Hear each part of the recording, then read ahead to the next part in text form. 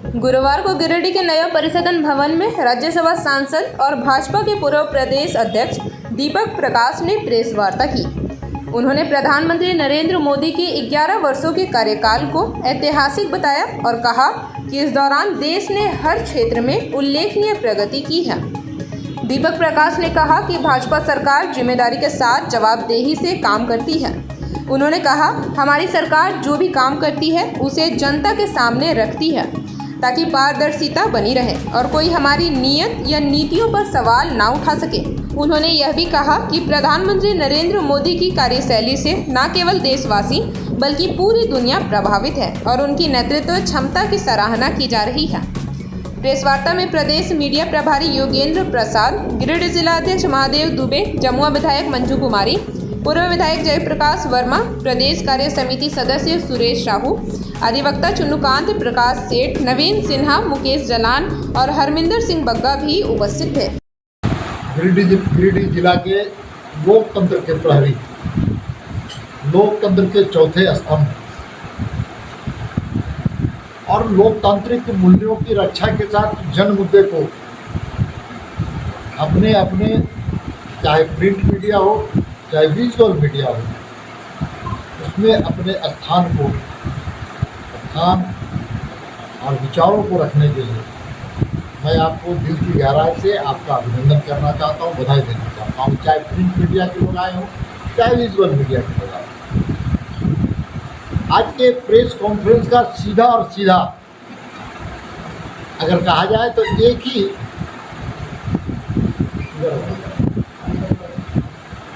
उद्देश्य, एक ही लक्ष्य है और वो क्या है कि नरेंद्र मोदी जी की सरकार 11 वर्ष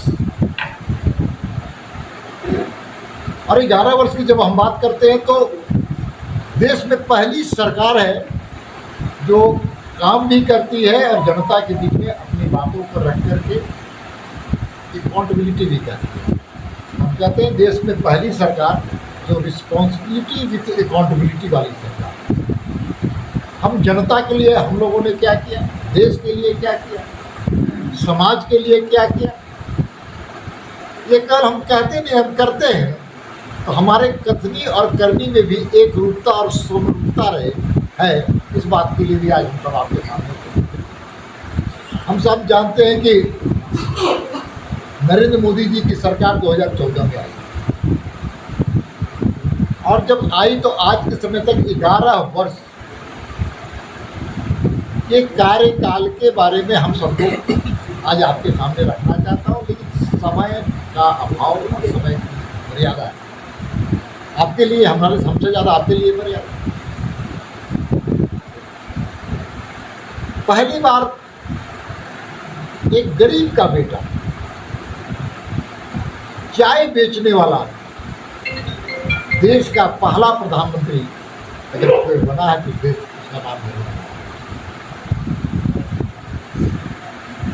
जब वो शपथ लेकर के जब वो लोकसभा में जाते हैं, लोकतंत्र का सबसे बड़ा पंचायती में जाते हैं, तो उनकी नीयत और नीति स्पष्ट रूप से दिखती है। वो सबसे पहला प्रधानमंत्री होंगे जो सर झुका करके और उसको प्रणाम करते हुए, अभिवादन करते हुए उस लोकतंत्र के मंदिर में प्रवेश करते। और इसका सीधा अर्थ है कि लोकतंत्र और लोकतांत्रिक व्यवस्थाओं के और लोकतांत्रिक मूल्यों का, लोकतांत्रिक संस्थाओं के प्रति उनके मन में कितनी बड़ी भावना है। इसलिए गरीब का बच्चा लोकतांत्रिक संस्थानों का, लोकतंत्र के प्रति कितना बड़ा उसका मन में विचार है। अब उनके शासनकाल का अगर हम सिंहावलोकन करें, सिंहावलोकन करते हैं तो हम सीधा जानते हैं उनके मन में एक ही ख्वाहिश, मोदी जी की सरकार की एक ही ख्वाहिश, नेशन फर्स्ट, राष्ट्र सर्वोपरि। और राष्ट्र का मतलब सीधा कौन सा राष्ट्र, कैसा राष्ट्र? तो भारत में रहने वाले 146 करोड़ जनता के बारे में उनका समभाव, प्राथमिकता किनको? तो गरीब कल्याण की। सर्वस्पर्शी है हमारा विचार लेकिन पहली प्राथमिकता जो दीनदयाल जी ने कहा था, अंत्योदय का, गरीब जो समाज के अंतिम सीढ़ी में बैठे हुए हैं उनका हम कैसे विकास करें। इसलिए सबसे पहले उनकी जो योजनाएं है वो गरीब कल्याण की। अब गरीब कल्याण और दूसरा कैसा गरीब कल्याण, तो सेवा के भाव से कल्याण। गांधी जी के शब्दों में गरीबी के कारण अपनी बीमारी का इलाज नहीं कर पाते, और कर भी पाते थे तो जमीन को बंधक रख करके, गिरवी रख कर लोग करते थे। प्रधानमंत्री गरीब आदमी थे, वो अपनी गरीबी को, हालात को जानते थे, गरीबी को नजदीक से देखने चाहते थे। उसे 50 करोड़ लोगों को 11 साल में मुफ्त स्वास्थ्य बीमा योजना लाने का काम किया, जिसको आयुष्मान भारत के नाम से। अब रोटी कपड़ा मकान की बात करते तो मकान किसके लिए? गरीबों के लिए, निर्धनों के लिए। इसलिए प्रधानमंत्री आवास योजना में करोड़ों गरीब लोगों के घर बना देता है, 4 करोड़ के।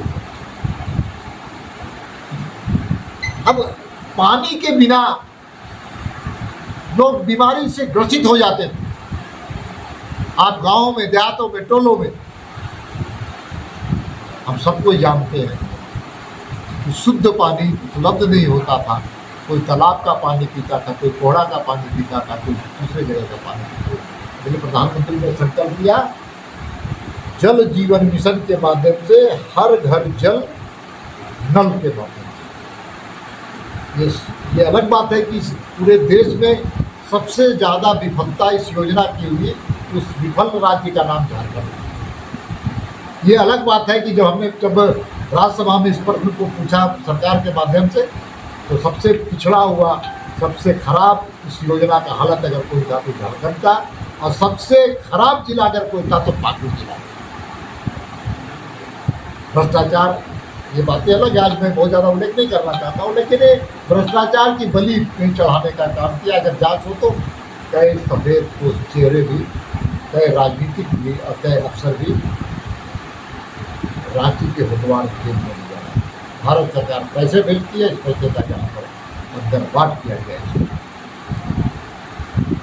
अब उज्ज्वला योजना के माध्यम से हम 10 करोड़ से ऊपर लोगों को, किसके यहाँ? उन बहनों के यहाँ जो दमे की शिकार हो जाती थी, उन माताओं के घर में पहुंचाने का काम किया, जिसने कल्पना में नहीं सोचा था कि गैस के घर माध्यम से हम अपने पति और बाल बच्चों को, अपने पोता नाती को हम गैस के माध्यम से लोगों का भोजन बना सकते हैं। 10 करोड़।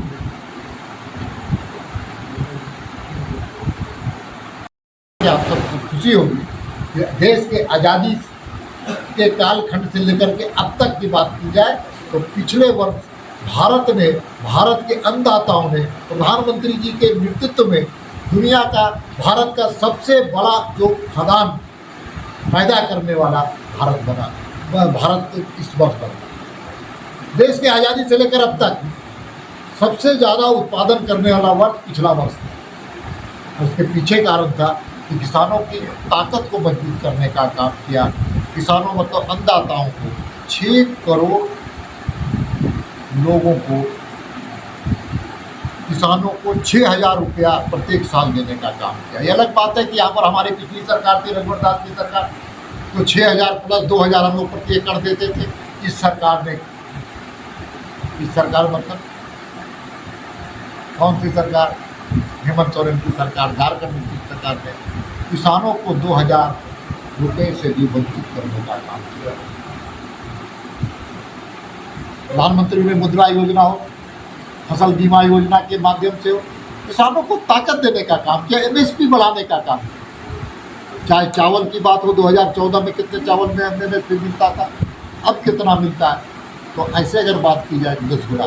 दलहन में ऐसे जो एमएसपी के रेट थे वो 10 गुना, दलहन में तो 1500 गुना भी ज़्यादा एमएसपी का रेट दिया गया। इसलिए कि स्वामीनाथन कमीशन का जो रिपोर्ट था, जो अटल जी की सरकार में किसानों के हित में लागू करने की बात हुई थी, उसको ठंडे बस्ते में डालने का काम कांग्रेस की सरकार ने किया, नरेंद्र मोदी जी की सरकार ने ने MSP पर स्वामीनाथन मिशन के आयोग के रिपोर्ट को मानते हुए MSP को बढ़ोतरी करने का।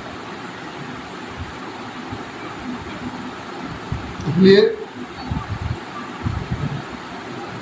इंफ्रास्ट्रक्चर और इंफ्रास्ट्रक्चर की बात करें तो हम सब कोई जानते हैं कि आज प्रत्येक दिन 34 किलोमीटर राजमार्ग बन रहा है। राजमार्ग की बात करें और 2013-14 में क्या था 7 किलोमीटर। अगर बात की जाए ग्रामीण सड़कों की तो भारत की सरकार ने 99% ग्रामीण सड़कों का निर्माण कराया। 99%।